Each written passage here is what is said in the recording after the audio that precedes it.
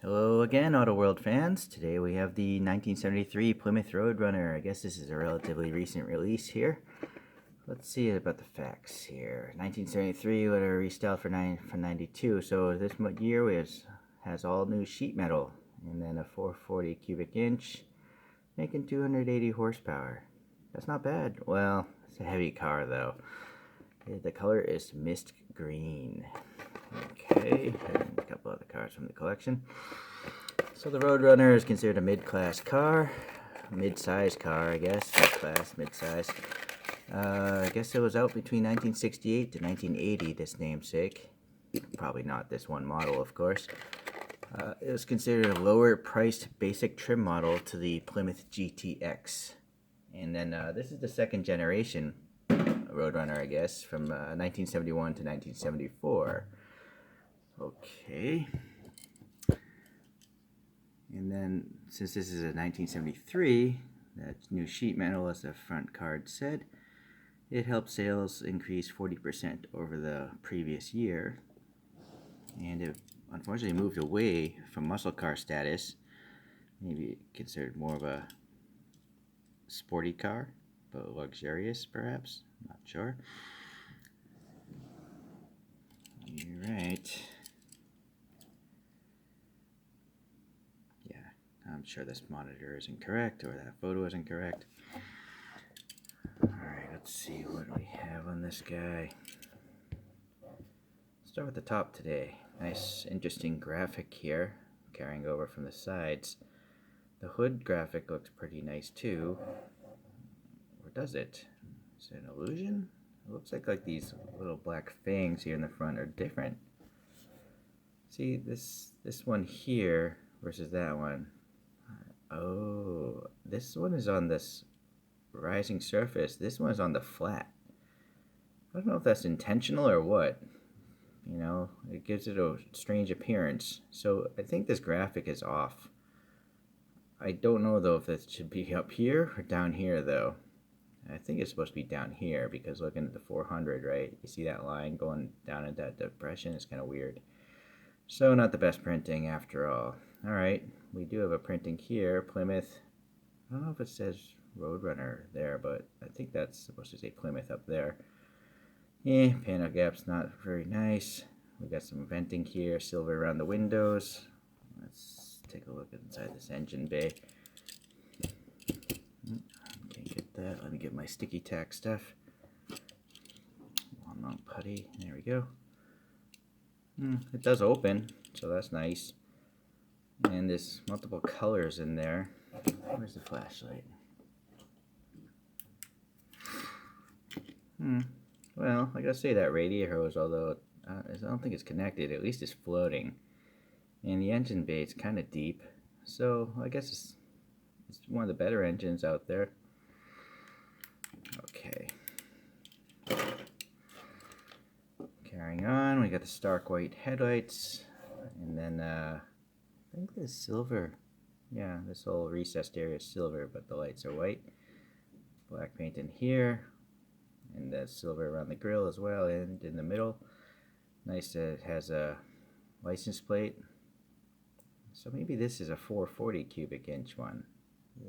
I'm gonna guess that's what 440 means. I'm sure there are many different engine options, like many muscle cars of the day. So black bumperettes are painted black, and the whole bumper is casted in, painted silver. Okay. Turn marker is just a rectangle, no border around it, but it seems accurate. The real car just has a reflector stuck right on. It's not in a bezel. This silver trim looks pretty nice. The tires are okay. They're very flat, but they're concave, so it adds a little dimensionality to them. I feel like they'd be better if they were just rounded, but oh well. And these wheels do match that photograph pretty well. No complaints there. The door handle and the key, well, the key I don't think sticks out. It's just flat, I think. But the door handle's got a little recess. And then I guess maybe I don't know if all Auto Worlds, but the ones I have seem to have open windows, which is cool because you can see the interior. So while we're here, let me get that flashlight again. Let's go in from that outside. See what? Yeah, gauge is molded in. Glove box, knob. It's a different green than the outside. Seats have some funky cushions. The center console looks good. Oh, the door panels are really nice too. So that's a nice interior. Alright. Alright, coming around to the back here. Yeah, just a plain reflector stuck on there, like the real car. Yeah. Auto World's roll, to my understanding. The wing is a separate piece. Yeah, this one's a little bit off. I guess the pin, yeah. Better leave it alone. So, the Roadrunner logo, let's see if it's legible or not. It's almost legible. You got the outline of Roadrunner, and then the actual cartoon character. The lock, Plymouth is legible, and then the taillights are painted nicely. They're actually recessed, so that probably helps them paint them easier. Again, the bumperettes are painted black, but pretty sloppy compared to the front. You know, it's like overrun on both of the left sides, and then a casted in bumper. Unfortunately, some extra silver paint, I think, got onto the green body color. Oh well. Okay, all the windows have silver trim around them. Some speaker grills there in the back. Go to the bottom, typical Auto World stuff, metal base, the brand, but they don't tell you what the car is, right? They just tell you it's made in China, where in China, and what I do like is the actual date. It says it's made in March 4th, but yeah, all the details are okay. Tires, treads look okay as well. I think the width of the tires seem okay. And sadly, it's press fit together, so modding in these things is going to be difficult.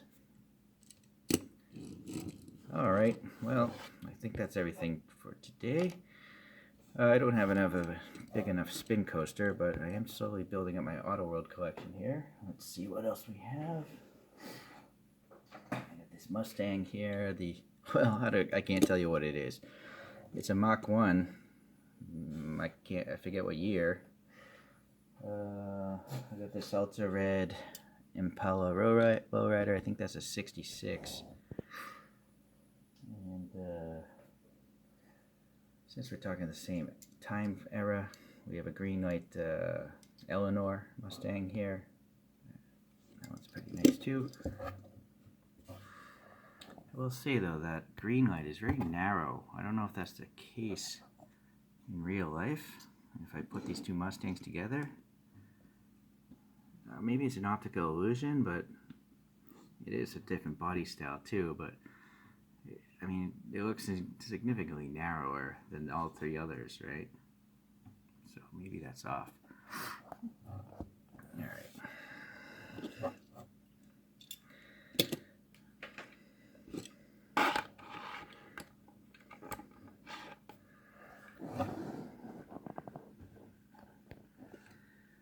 Okay, well, today only some graphic printing problems on the hood there.